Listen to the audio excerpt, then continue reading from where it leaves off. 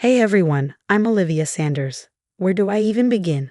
I'm 28, killing it in my marketing career, and thought I had my family drama under control. That all changed with my little sister Emma's wedding. I was helping her plan this perfect day, doing my best to ignore the looming presence of our dad, Robert. Ever since the divorce, he's been a mess, drowning in booze and bad decisions, the worst of which is his new girlfriend, Veronica. She gave me bad vibes from the start. Liv, do you think Dad will actually show up sober? Emma asked one day while we were picking out floral arrangements. I hope so, Em. For your sake, I really do.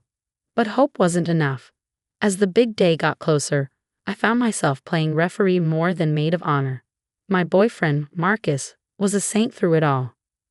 Babe, he can't control everything, he said. I know, but if Dad ruins this for Emma, I'll never forgive him. I had no idea how much worse it would get. A week before the wedding, I met up with my best friend Zoe for coffee. She's always been the voice of reason. Spill it, Liv. What's really bugging you about Veronica? Zoe asked, giving me a knowing look over her latte. I leaned in, lowering my voice. There's something off about her, Zoe. The way she latched onto Dad so quickly, how she's always whispering in his ear. And get this, I overheard her on the phone talking about some big score coming up. Zoe's eyes widened. You think she's calming him? I don't know, but I'm going to find out. That determination led me down a rabbit hole, late nights scrolling through social media, discreet calls to Dad's old friends. I was piecing together a puzzle I wasn't sure I wanted to solve. The day before the wedding, Emma and I were at the venue when Dad and Veronica showed up unannounced. Daddy. Emma squealed, running to hug him.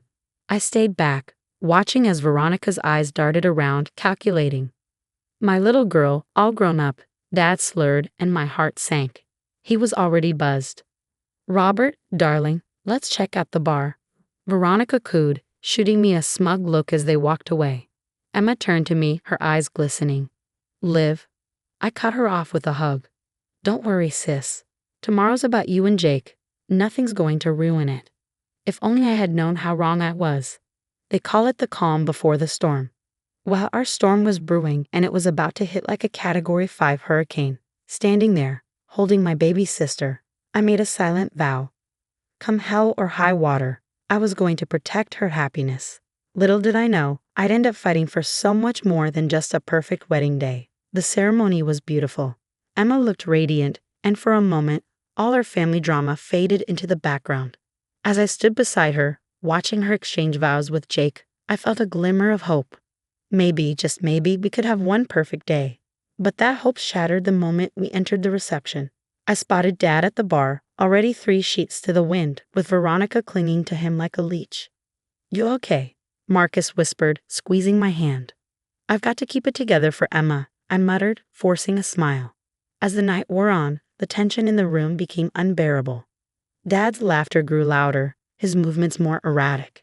Veronica's eyes were scanning the room, a strange gleam in them that made my skin crawl. Liv, Dad's making a scene, Emma whispered to me, her voice filled with worry. I'm on it, I assured her, marching over to where Dad was attempting a sloppy Macarena. Dad, let's get some fresh air, I suggested, trying to stay calm. Nonsense. I'm celebrating my baby girl's big day. He slurred, stumbling as he twirled. Veronica materialized at his side, her grip on his arm tight. Leave him alone, he's having fun. This isn't about fun, it's about respecting Emma's day, I said, struggling to keep my voice steady. Veronica's eyes narrowed. You think you're so perfect, don't you? Always trying to control everything. The argument escalated fast. We moved to a quieter corner, but our voices grew louder with each exchange. You don't know anything about our family, I spat. I know your daddy prefers my company to yours, she sneered. Something in me snapped. Is that before or after you drained him of his money? Veronica's face twisted with rage, and in a flash, she lunged at me, grabbing a knife from a nearby dessert table. Everything slowed down. I saw the blade glint under the reception lights, heard the screams, felt my heart race. All I could think was, I ruined Emma's wedding. Then Marcus tackled Veronica, sending the knife clattering to the floor. Chaos erupted, guests scattered, chairs overturned. Through the mayhem, I saw Emma's horrified face, Jake holding her back. Security rushed in, restraining Veronica as she screamed obscenities. As the police led Veronica away in handcuffs, I caught a glimpse of Dad, looking lost and broken. In that moment, I knew things would never be the same. The days after the wedding were a blur of police reports and sleepless nights. Every sound made me jump, the image of that knife flashing through my mind. "You're safe now, Liv," Marcus whispered, holding me close when the nightmares hit, but safety felt like a foreign concept. My own father's girlfriend had tried to stab me at my sister's wedding. How do you even come back from that? Emma was a wreck. When I visited her a week after the incident, she could barely look at me. All those months of planning, and for what? "My wedding will always be remembered as the day someone tried to kill my sister," she said, her voice thick with pain. I'm so sorry. I never meant. "I know it's not your fault," she cut me off, her voice hollow. "But I can't help feeling like our family is cursed or something." Dad, on the other hand, was living in a world of denial. He called constantly, leaving voicemails that made my blood boil. "Olivia, sweetie, let's not blow this out of proportion. Veronica was just upset. She didn't mean any harm." The final straw came when he showed up at my apartment, reeking of booze. "Dad, you need to leave. Now." "But Pumpkin, we're family. We need to stick together." I felt something harden inside me. "No, Dad. We're done. I can't do this anymore." The hurt in his eyes almost made me waver, almost. But as I closed the door on him, I knew it was the right decision. Zoe, ever the investigator, started digging into Veronica's past. What we uncovered was shocking. "Liv, look at this," she said one night, spreading out papers across my coffee table. "Veronica's got a record, assault, fraud, you name it." I scanned the documents, feeling sick. How did Dad not know about this? So hesitated. That's the thing. I think he did. The revelation hit me like a ton of bricks. We found evidence of joint bank accounts and suspicious transfers. Dad wasn't just a victim, he was an accomplice. Telling Emma was one of the hardest things I've ever done. We sat in her kitchen, the wedding gifts still unopened in the corner. "I can't believe it," she whispered, tears streaming down her face. "How could he do this to us?" "I don't know him anymore," I said quietly, "but we need to protect ourselves now." Emma nodded, her resolve hardening. "I'm with you, Liv. Always." The guilt was overwhelming. I'd exposed our father's crimes, potentially ruining his life. But had he not already done that himself? The anger and confusion were too much to handle on my own. And that's how I found myself in therapy, trying to make sense of it all. "Olivia, it's okay to feel conflicted," my therapist, Dr. Chen, assured me. "You've been through a traumatic experience and you're grieving the loss of the father you thought you had. But shouldn't I hate him after everything he's done?" There's no should when it comes to emotions. What's important is acknowledging how you feel and working through it. Working through it. Easier said than done. As I left Dr. Chen's office that day, I felt a tiny spark of hope. It wasn't much, but it was a start. Maybe, just maybe, I could build something beautiful from the ashes of what my family used to be. 6 months after the wedding fiasco, I found myself in a place I never thought I'd be, happy, despite everything. Emma, Marcus, Zoe, and I had formed an unbreakable unit, our bond stronger than ever. To new beginnings, Emma toasted one night over dinner at my place. And to family, the one we choose, I added, clinking glasses with my sister. Veronica's trial was a media circus. I sat in a courtroom, my stomach in knots, as her true nature was exposed for all to see. Dad sat next to me, looking shell-shocked as evidence of her past crimes came to light. But the real bombshell was yet to drop. Zoe and I had been working tirelessly, gathering evidence of Dad's involvement in Veronica's schemes.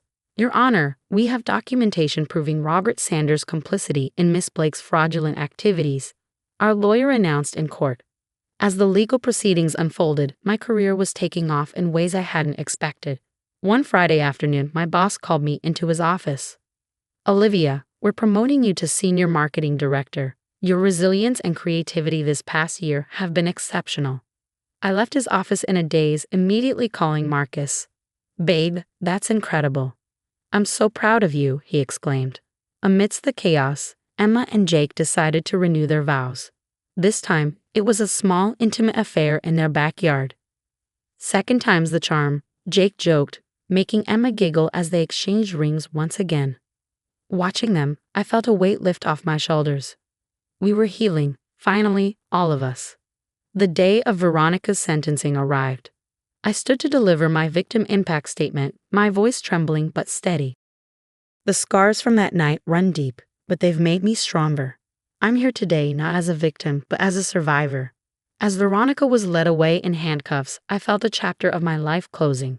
The real celebration came a month later. Emma, Jake, Marcus, Zoe, and I were at my favorite restaurant, toasting my promotion and our collective resilience. To Olivia, Zoe raised her glass, the strongest person I know. To all of us, I corrected, looking around at the faces of the people who'd stood by me through hell and back, for proving that family isn't just blood, it's loyalty and love. As we laughed and shared stories, I realized something profound. The past year had been a nightmare, but it had also been a gift.